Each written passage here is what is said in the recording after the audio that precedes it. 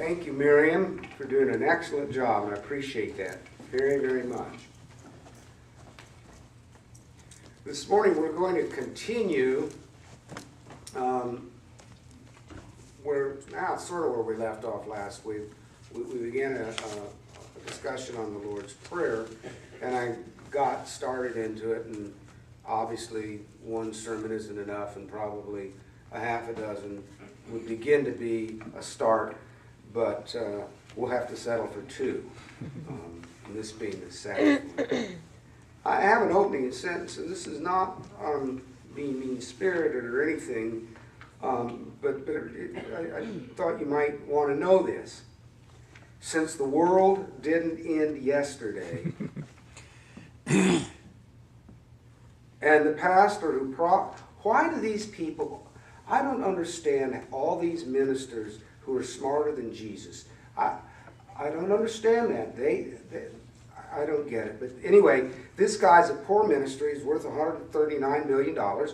And he's prophesied that the end of the world was coming. And I guess it will at least begin yesterday. Maybe it started beginning with the explosion of the, what was it, a volcano in Iceland, something like that. Anyway. Since the world didn't end yesterday, and the pastor who prophesied wrongly, yet again, 1994, he wrongly also took people for a lot of money. He was wrong, as all who have been wrong before him, and to date, every single prophet has been wrong about the end of the world. Did you know that? Every single one has been wrong.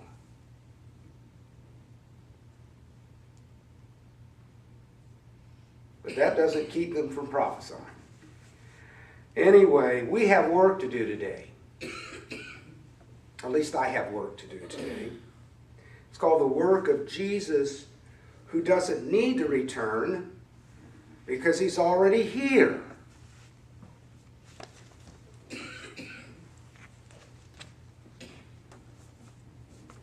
As the old hymn correctly refrains, he walks with me and he talks with me and he tells me I am his own. Now people that can sing that refrain with confidence, Jesus is with them.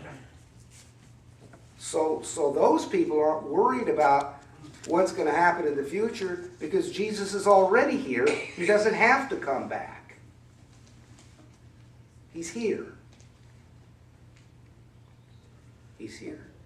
And because of that, that's enough for me, but obviously not enough for the prophets that we have here in the United States in particular, who are all wrong. Anyway, it's the work of Jesus that seems to me we need to be concerning ourselves with, and not speculations, and not as Miriam read, this kind of babbling that goes on. This babbling. That's all it is. Babbling. Making people frightened to get more money from them. That is not being cynical. That is not being cynical. That's being truthful. Now, I've done this before, and I'll prove it to you again, that you people are wise. If I said to you that the world is going to end next week, and I want you to give me your savings account, would you do it? Well, of course you wouldn't. Why? Because you're not stupid. The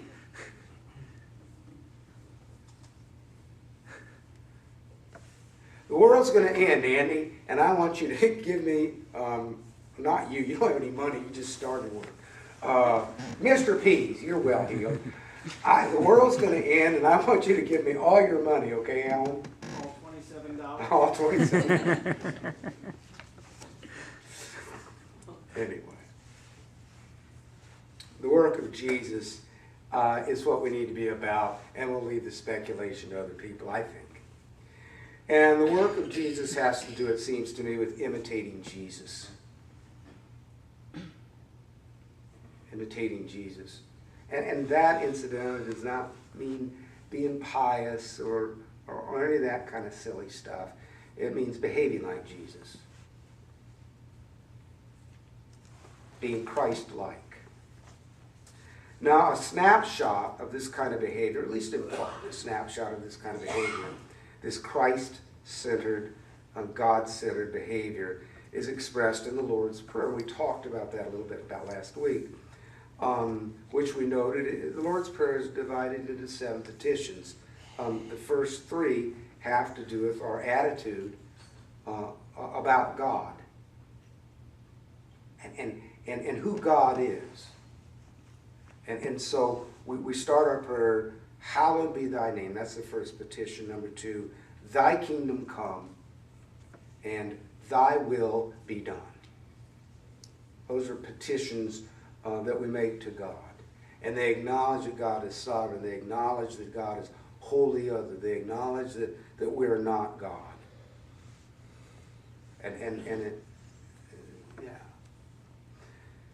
The remaining petitions or requests have to do with our needs. And there's spiritual needs, but also physical needs. We ask God for our daily bread. And as I mentioned last week, it's daily bread. We don't ask God, give me my bread for the next 45 years. There's a reason we don't do that. 1, it's faithlessness. And number 2, you may not have 45 years. So 1 day's enough. That's 1 day's enough. And then the next day, you can ask for the next day. And that'll be enough, and so on. So give us this day our daily bread. The amount that I need for today. That's all I need. 5th petition, of course, is the need for forgiveness. They use the word debts. Really needs to be forgiveness.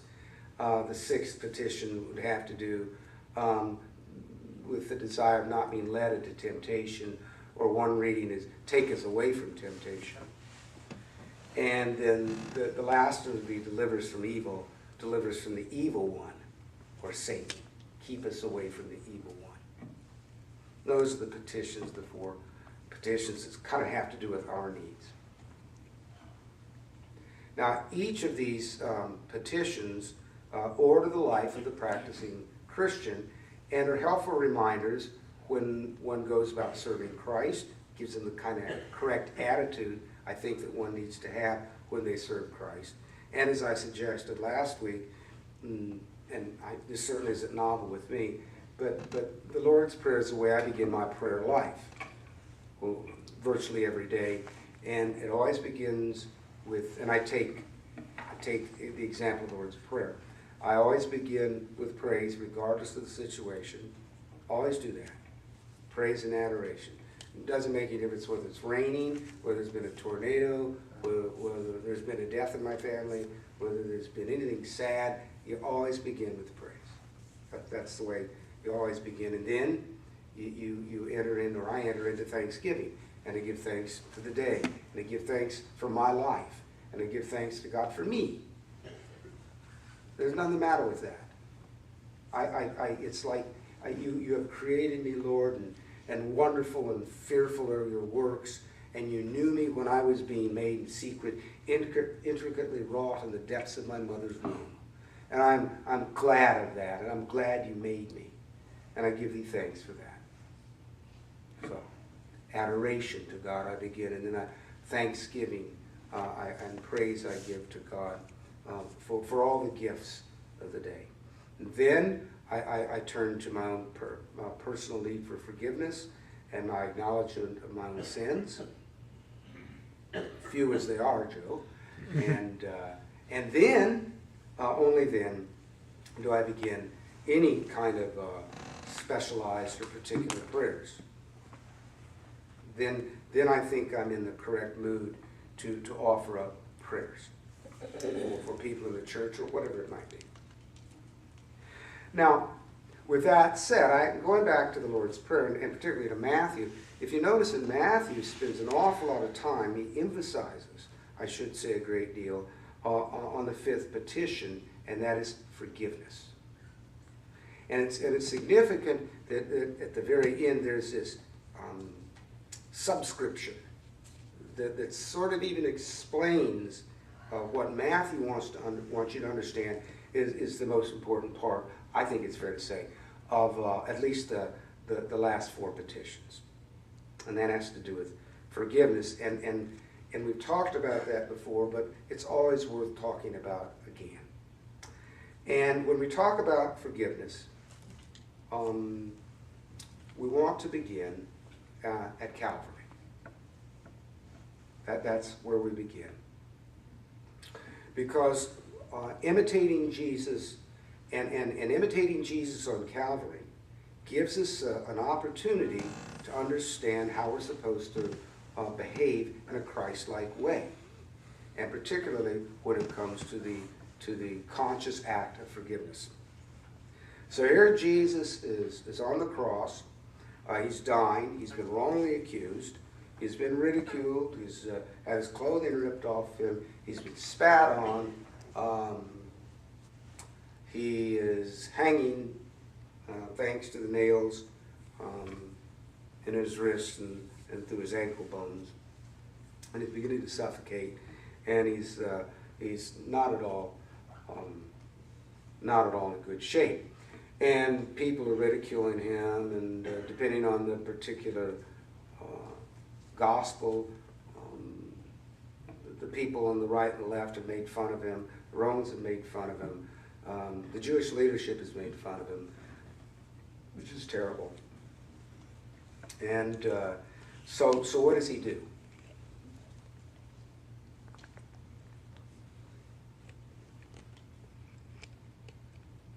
Well, I remember when I was growing up, there were these tough guys. And tough guys, you ever heard this one? What do tough guys say? I don't get mad, I get even. You ever heard that tough guy thing? Thank goodness I outgrew that when I was in junior high. I don't get mad, I get even. So here's Jesus. He's not mad and he's not going to get even. What's he going to do? Forgive them. What does he do? Forgive. Father, what? Forgive them. Oh, forgive them. Why? They don't know what they're doing. If they knew what they were doing, they wouldn't do this. They don't know what they're doing. So forgive them. And it'll teach them a lesson. That's what it'll do. It'll teach them forgiveness. I want to talk about forgiveness, and we've done this before, but I like this. It's something that I always need to relearn. Now, I understand that I'm slower than most people here, but I'm sure that some people probably need to learn this again or hear it for the first time. The opposite of forgiveness is, I would think, vengeance. Now, Scripture says, who alone has vengeance? Who alone is vengeance? God's. So if you're going to be vengeful, who are you playing? God. So that's a bad idea right there. That's just a bad idea anyway. You know, getting even, I'm going to get even because I'm a tough guy. You know, well, no, you're an idiot. And you're ignorant. And you're foolish. And you're hurting yourself.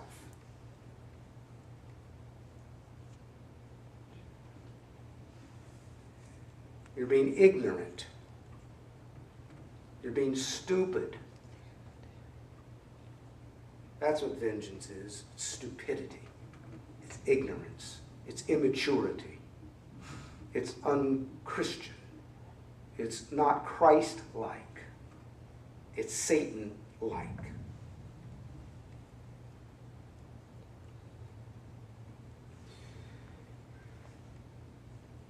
It's like people wanting to get even, and they succeed, and for what? For what?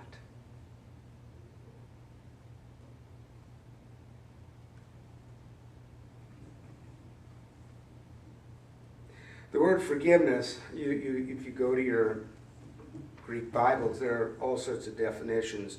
The last definition, and it's a minor definition, and I think it's the most important one. It means to cut loose.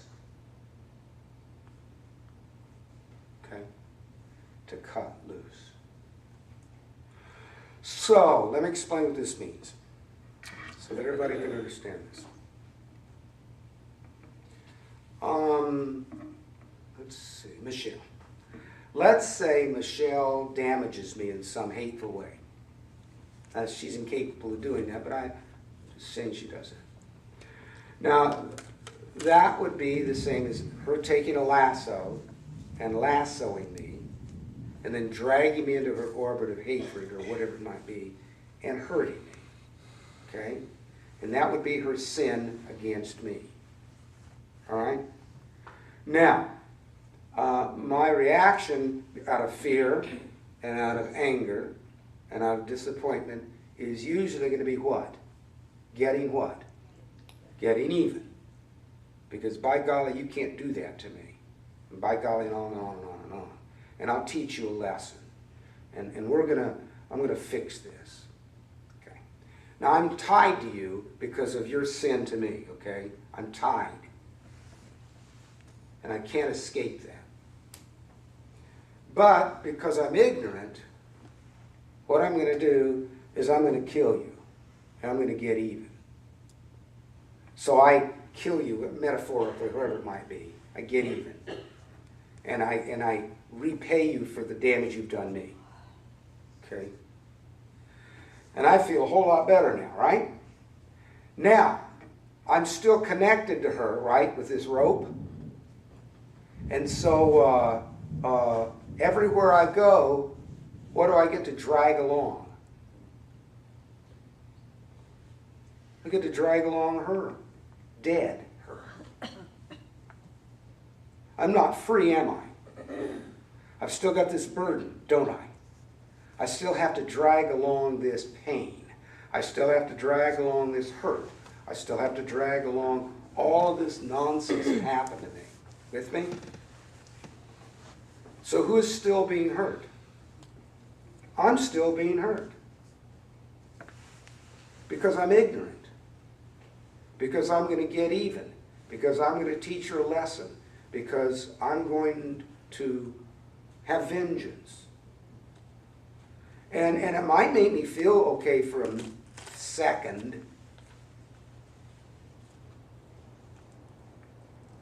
So if I'm still connected to her because of her transgressions against me, and I've gotten even with her, and now I've taught her a lesson, but I'm still connected to her, then the rest of my life is going to be what? Miserable. I've told this story before. I had a church once, 70-year-old woman. Her father had left when he was about, I don't know, but she was about 10. And for 60 years, she had hated her father. 60 years.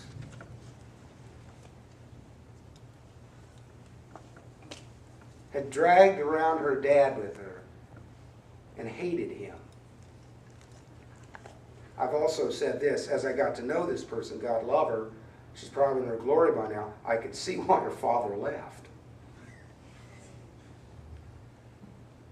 Oh, I'm serious. I wouldn't put up with that for a heartbeat. So I'm still tied to Michelle, even though I've gotten even with Michelle and I've hurt her. And I've taught her a lesson, and by golly, that'll teach you. And I'm going to drag. Does this sound like anything that we see that's going on in the world today? See, the Catholics and the Protestants in Ireland, right? Northern Ireland. Boy, they're teaching each other lessons, aren't they?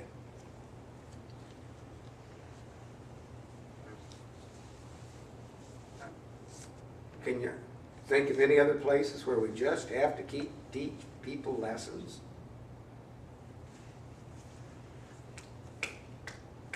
So I'm dragging Michelle with me, even though I taught her a lesson and I got even with her and yeah. All right, now watch this. So I'm dragging this weight all through my life, and all through my life I've got to relate with this horrible thing.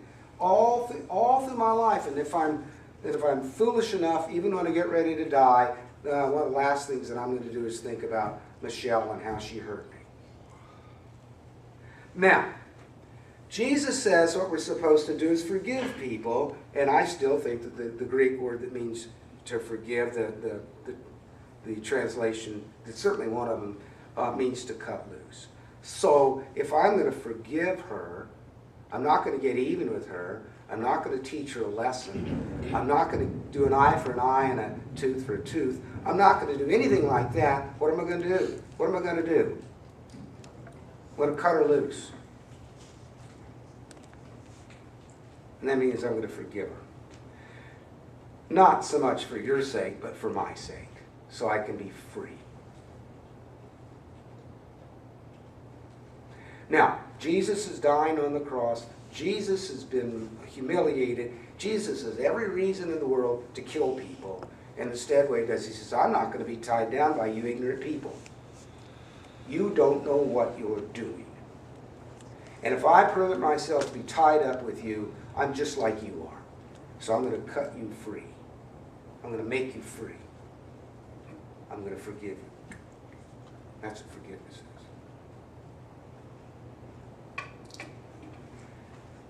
It's a beautiful day. Beautiful day. And Miriam, that was God announcing your birthday with that thunderclap. Forgive, forgive, forgive, and if you don't want to, forgive again. God bless you. Amen. We're going to close with the singing of Just a Closer Walk with Thee, and that's the hymn that Miriam wanted us to end with. And Miriam, you come up here in the pulpit, and I want you to sing it with us. And everyone stand now, please.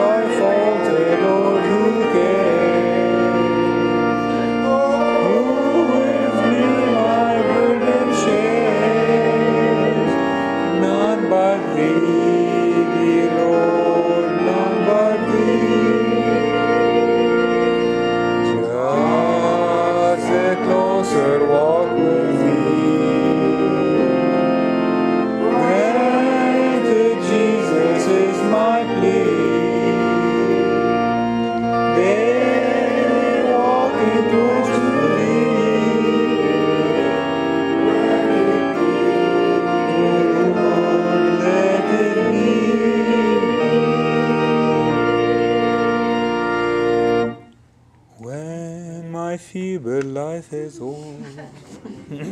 All right. Let us pray. Gracious and heavenly God, by your kindness you have brought us the rain. By your goodness you have provided shelter from the rain. You've brought us here into your presence with thanksgiving and with song. You have gifted us with Miriam as well as all the people in this fellowship. And we ask that you continually be with us. We ask healings upon those who need it, strengthening for those who need it, humbling for each and every one of us. And may the blessings of Jesus Christ rest upon each and every single one of us now and forevermore. Amen.